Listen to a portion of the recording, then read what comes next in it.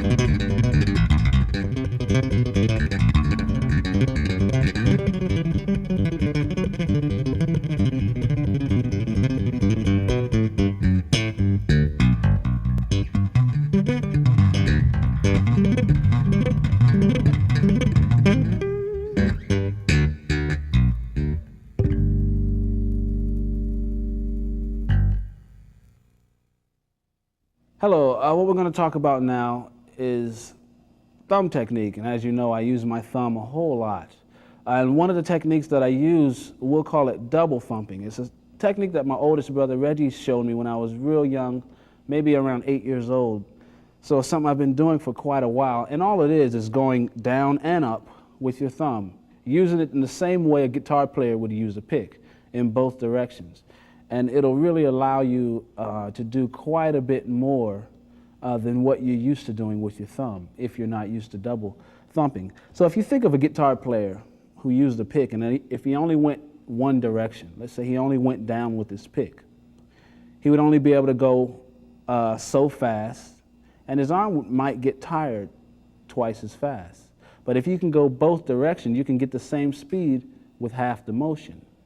So that's what I try to utilize with this thumb technique. So if we think about a guitar player using a pick, it'll become an easy technique for us. It won't be a hard one. So basically all I'll do is if I'm going to strike the E string, my thumb goes through the E string and stops on the A string. I don't bounce.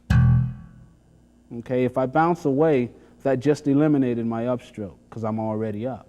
So I go through the E string and stop on the A string. And that way, if I want to on the way up, I have that note.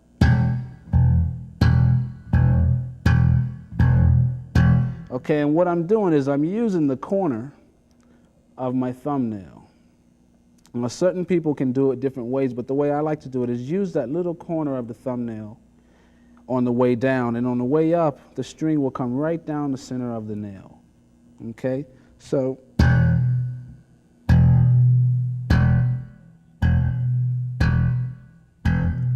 and the good thing about it is you can regulate the amount of snap you want on the upstroke. You can just lightly hit it, or on the upstroke you can really pull it. So actually you can pull the string up further than you can push the string down, because the fretboard will stop the string. So really you can actually get a better snap or a different type of snap on the way up than you can get on the way down. So to practice, just do some single strokes, quarter notes or anything, and practice it on all the strings, like.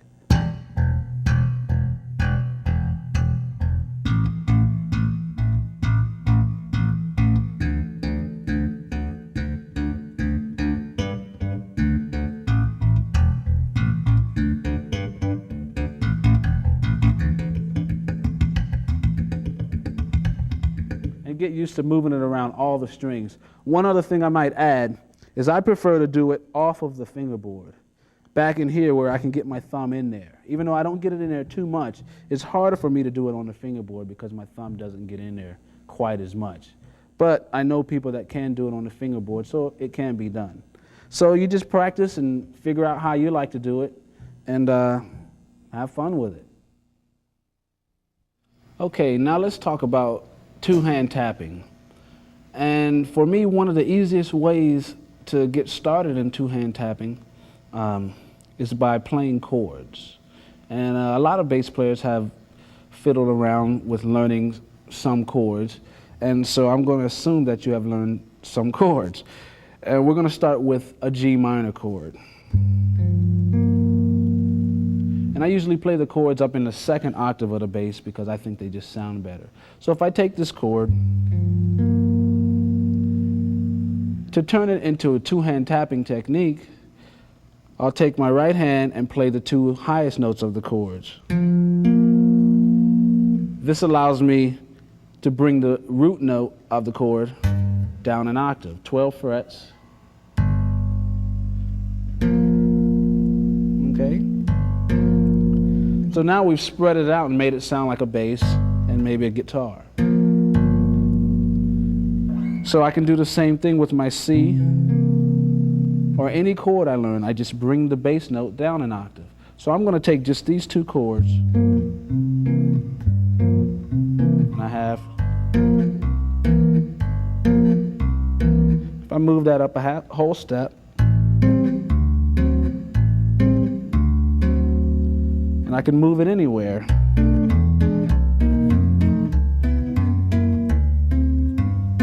So just practice moving that around and try that with all your chords. Now, sticking with that for a minute, I'm going to show you another way to expand on that.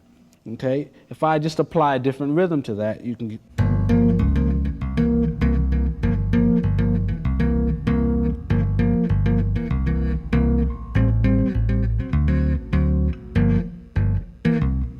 and you can just mix that up many ways as you want to do it and come up with your own techniques. And again, just practice moving it around and you'll find out how easy it is. I'm going to play a song for you now using this technique, and I'm going to show you some of the things that I've done with it, and you'll be able to do the same. It's really easy. Here we go.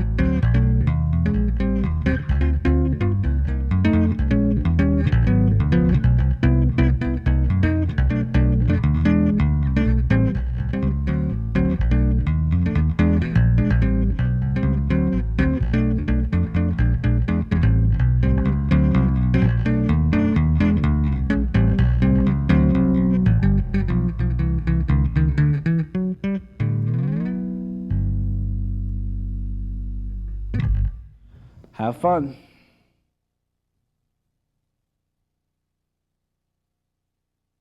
I started playing when I was about 3 years old. I'm the youngest of 5 brothers, and they started me, actually my oldest brother, Reggie, started me playing at about that age, about 3 years old, with a little Mickey Mouse guitar that you wind up and it would play a melody.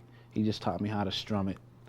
Then when I got a little older, he actually took 2 of the strings off of his guitar and started teaching me bass lines. And then he just kind of let me go from there. But it was actually my brothers that actually taught me how to play.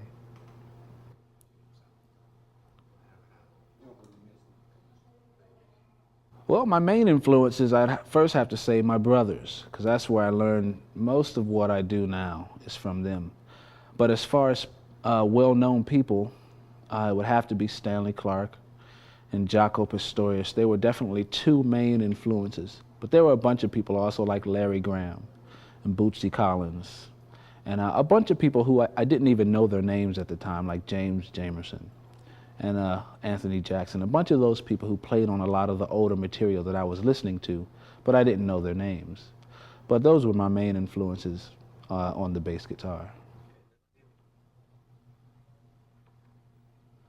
When people ask me how long do I practice, it's kind of a hard question to answer because it's still an ongoing practicing process. I'm not where I want to be yet, so I'm still practicing. So when people ask me how long it's taken me to get this far, I usually say my whole life, you know, because that's how long it's taken me. But it's been a lot of practice hours in there. And, you know, I don't think I practice as much as I should. And, is the more you practice, the better you get, and I try to practice every chance I get.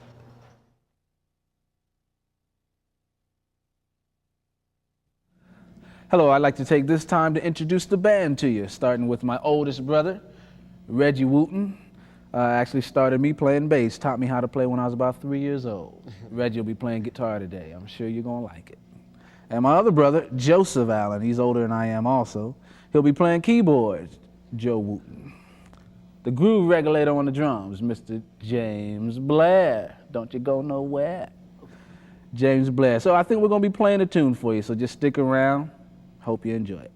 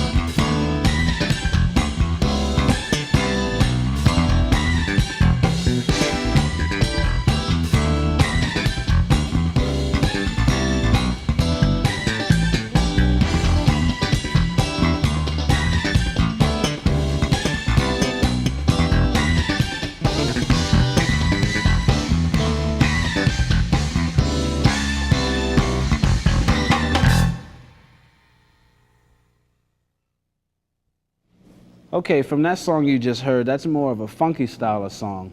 And let's go back a little bit and talk about the thumb technique that we did earlier in the video. I showed you how to go down and up with the thumb.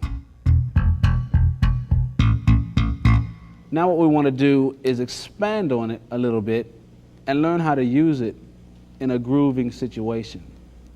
Now in the song that we just played, it was more of this style.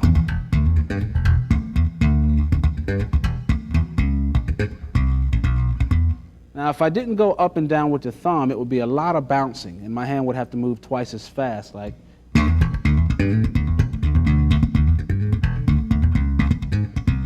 I would tire out really fast. I would get real tired. So going down and up with the thumb helps. Now, also, what you'll realize is that you can go down, up, and on the way up, pluck. So you get a down, up, pluck.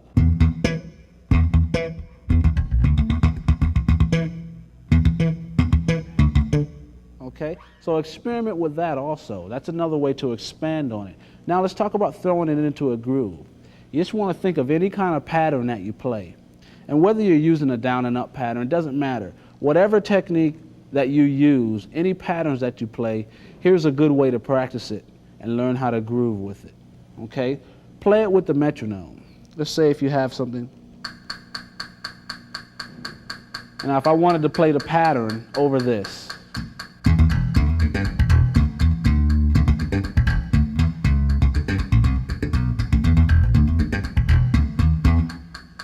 Okay, then what you want to do is you want to cut the metronome beats in half.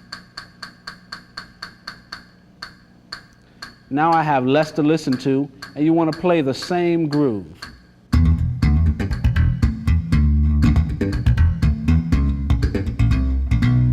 Then cut it in half again. So now I have less to listen to, and play.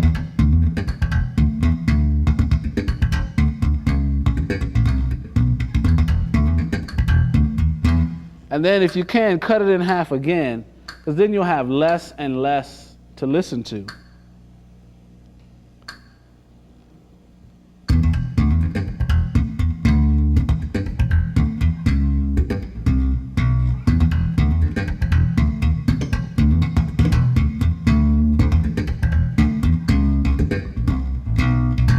If you can play with a metronome going that slow, you should have no trouble playing with the drummer.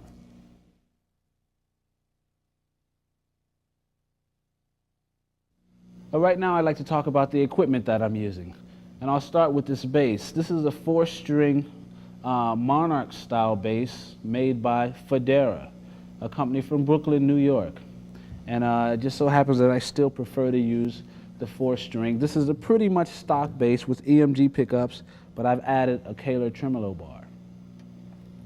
And I'm using the ADA MB1 preamp along with the ADA power amp with SWR 410 Goliath speaker cabinet.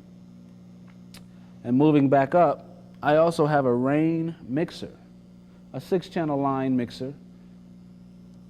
And up top here, just for a little bit of added effects, I'm using a signal processor effects unit made by Zoom. And over here, I was using a drum machine, the Roland R70 that I use. But I also like to add that it doesn't matter what equipment you use, the music's going to come from you. I like to look at it like take someone like Michael Jordan who plays basketball. Take away his shoes, he can still play basketball. So it doesn't matter what kind of equipment that you use, the music's going to come from you.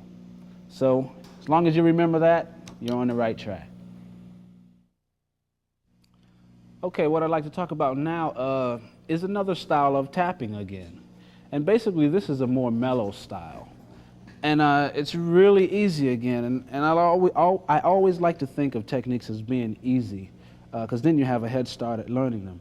So basically this one will be mellow, and I'm going to do this one in the key of E. And what I'm going to do is I'm just going to play a 1, 5, 9 out of my left hand, which is going to be the E on the 12th fret. Then you have a B, and then you have an F sharp. Okay, so you get. Make sure you let each note ring so that you get a nice, beautiful chord. And then a half step up from this F sharp, I'm going to play the G sharp with my right finger. Okay, so once you learn that, take the whole pattern down to the next set of strings. Start on the A string. Okay, and once you get that easy, just play them back and forth, and it makes a nice, easy, but beautiful sounding song. Like.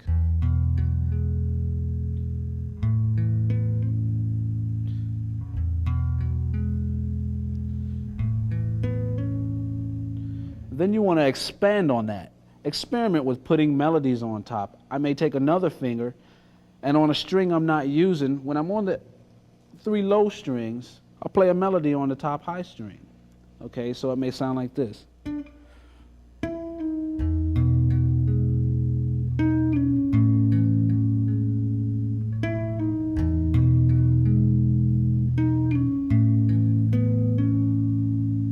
you'll see that when you're playing a melody on the high string, and then you play the chord on the high string, you have to lift the melody up. The more you practice, the more this will all make sense, and you'll see how easy it is. Again.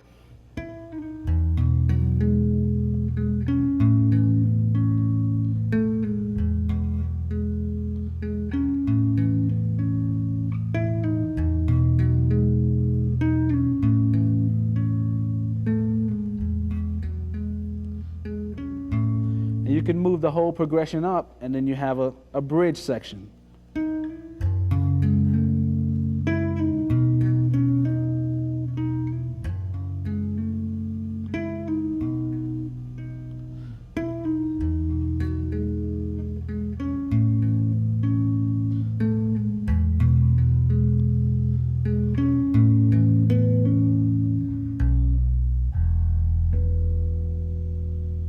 See how easy it is?